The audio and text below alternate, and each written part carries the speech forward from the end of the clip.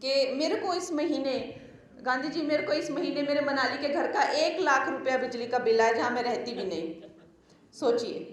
तो हम देखते हैं, और कल जो है 10 रुपये इतनी दुर्दशा की हुई है। मंडी पार्लियामेंट्री कंस्टिट्यूंसी के सांसद माननीय मैडम कंगना रनौत जी ने कल एक आरोप लगाया है कि उनका जो इलेक्ट्रिसिटी बिल है वो 1 लाख रुपया आया है, और वो भी उस घर का जिसमें वो रहती नहीं है।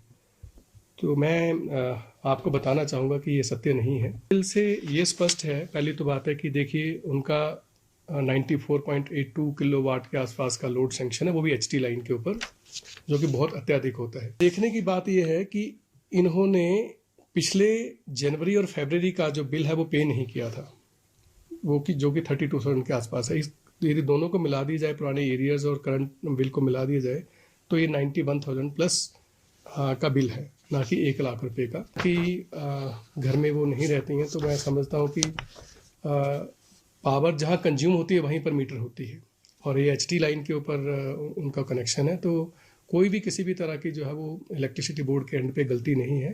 पावर उनके घर में कंज्यूम हुई है, इसी वजह से वो मीटर हुई है।